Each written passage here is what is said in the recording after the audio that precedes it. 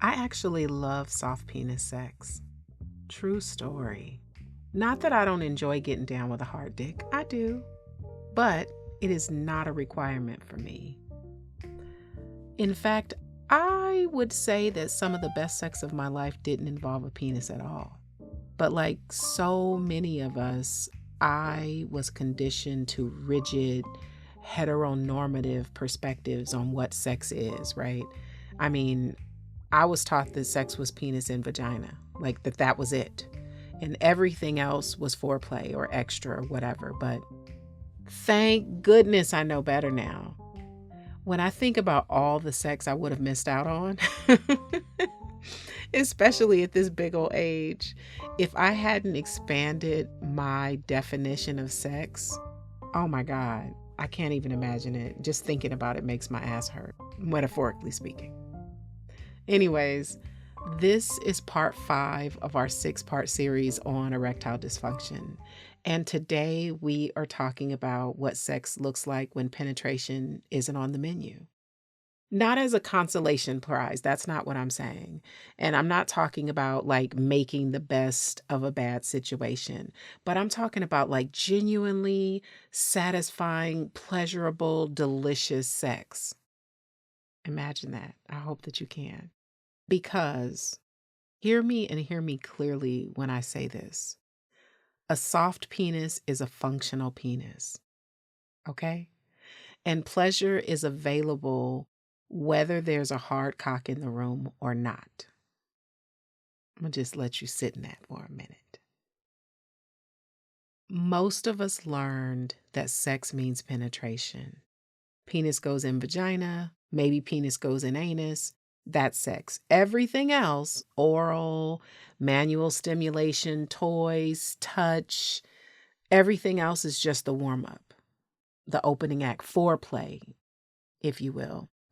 But this model is outdated and it's been limiting everybody's pleasure for way too long. When sex is centered around the penis, there is this pass or fail system. Either the penis gets hard and sex happens, or it doesn't, and then it's over or it never gets started. It's like there's no middle ground, no creativity, no exploration. And that's a lot of pressure. That's a lot of pressure on one organ or sometimes one person. The thing about pressure, though, is it creates the problem we're trying to avoid. And that's performance anxiety. Performance anxiety is one of the biggest contributing factors to erectile dysfunction. The more you worry about getting hard, the less likely you are to get hard. The nervous system just interprets that anxiety as danger and shuts down the blood flow to the penis. So the penis-centered sex model doesn't just limit pleasure, it actually works against erections. And centering sex around the penis has sidelined the pleasure for everybody. We have been sold this idea that penetration is the main course. Everything else is just an appetizer. And if you are someone with a vulva, that often looks like your pleasure is being sidelined. That means that your pleasure is secondary and that sex is over when the penis is finished. But I call bullshit on that. I call bullshit because the entire body is wired for pleasure. So we need to expand our definition of sex. And that's true even if erectile dysfunction isn't an issue. We still need to expand our definition of sex because by expanding it, we get to have better sex, period. More creativity, more variation, more focus on what feels good instead of what you think is supposed to happen. That's what we're going for here. So I'm going to say this again, and I want you to really let this get grounded into your mind. A soft penis is a functional penis. Soft penises can give pleasure and receive pleasure. I don't know if you know this. This might be news to some of y'all, but soft penises can ejaculate. Ejaculation is one of those things that, because our initial experiences with ejaculation are often associated with an erection, we think that they are required, that an erection is required for a penis to ejaculate, but it's not true. A soft penis can be inside of someone.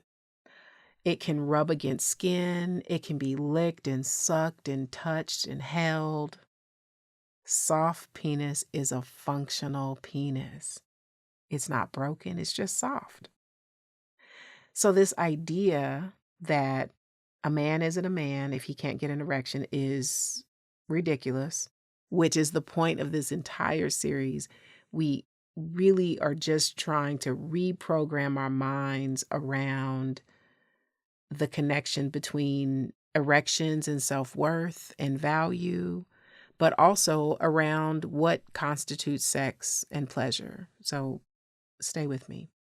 But because of the way that we've been conditioned around sexuality, so many men experience shame constantly, embarrassment. Some people are just traumatized because of this idea that if the dick isn't hard, they have nothing to offer. But that's not true. Your body is still a sex organ. Your hands still work. Your mouth can do things. The skin is the largest erogenous zone you have. The skin is essentially the largest sex organ.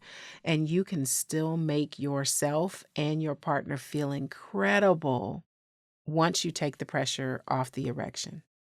Everything opens up. So now let's talk about what's actually possible. I want to get really specific because I know that some of y'all don't believe me yet, right? So here's what sex can look like, even if there's no hard cock involved. Oral sex on a soft penis. Oh, there is something so intimate about taking a soft penis into your mouth. The texture is different, the sensation is different, and it can be good for the giver and the receiver. Of course, it does require a gentler technique because you're not dealing with the same firmness. You got to adjust. But here's the thing. If you are the giver of the blowjob, the gag reflex is nothing you need to worry about. A soft penis is easier on the jaw. You can hum and create a vibration that's incredible when the penis is soft. And again, a soft penis can ejaculate.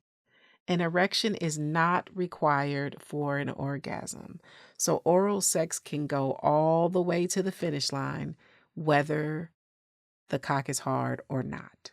So that's one thing you can do with a soft penis. Another option is what I like to call a soft entry. So you can guide a soft penis into a vagina or an anus. It does take a little bit of maneuvering. I mean, I guess you can call it stuffing. I don't really like that language, but you can say that you kind of have to stuff it in, but it works. And the sensation can actually be pleasurable for both people. It is a little bit more challenging if we're talking about anal, but it's not impossible if you're into it. Of course, you should use lots of lube because lube should be used no matter what. And you want to go slow and be gentle, no thrusting or banging. This isn't that kind of penetration because you don't need to bang and thrust hard when it's soft. It's just like slow and intimate. And you might actually be surprised by the sensation because there is a lot more, how can I say this? Particularly for the penis owner, it might actually create more intense pleasure because the skin isn't being stretched. Well, you'll have to try it and let me know what you think about that. Another thing that you can do with a soft penis is bumping and grinding. If you place the penis between your partner's labia, kind of pressed up against the clit, and you can hold on to their hips while you make these slow, delicious circles. And that can feel really incredible for the person with the clit. And the person with the penis gets a lot of stimulation too, warmth and wetness and pressure. You can rub a soft cock against other body parts, the inner thighs, the stomach, the ass, just really delicious skin on skin contact, which leads me to the hands. Hand jobs work on soft penises. I mean, the touch and the sensation is different. It should be a little bit gentler, more exploratory. It's always a good idea to ask for direction, like what kind of pressure feels good, what speed, where specifically. And if you are the penis owner, you can give direction. I like it like this. Can you add a little bit more pressure? Can you tug a little bit gentler or harder? And don't forget the balls, because massaging, cupping, tugging, there's a lot of sensation there that often gets ignored. Again, when we're just centering the erection. But when you decentralize the erection, so much possibility. Skin to skin, because touch is the entry point of arousal and your skin is the largest sex organ, we're talking full body contact. You can be stroking and tickling and massaging and pressing your body against your partner's body and paying attention to their neck and their ears and the nipples, inner arms, the back of the knees. Like, there are so many neglected parts of the body that are incredibly sensitive that you could be exploring. You could be noticing temperature differences between, like, maybe you run hot and your partner runs a little bit cooler, so there is a difference in sensation. You can play with pressure, firmness, lightness, rough, smooth. Like, this isn't foreplay. We're talking about sex. This is all pleasure. And if you're into it, there's always toys, vibrators, dildos, plugs. Toys can do things that bodies can't, and they don't really care whether anyone has an erection. You can have an erection without it being on your body. If you're into vibrators and dildos, that can be used for pleasure in lieu of an erect penis. Using a vibrator on your partner, you can use it on yourself while they touch you. A dildo can be used for penetration if that's what you're both craving. Like, toys are tools. They are not replacements. They just expand what's possible. So if you're challenged with erectile dysfunction, don't think of a toy as replacing you. It's just an extension, just an expansion of what's possible.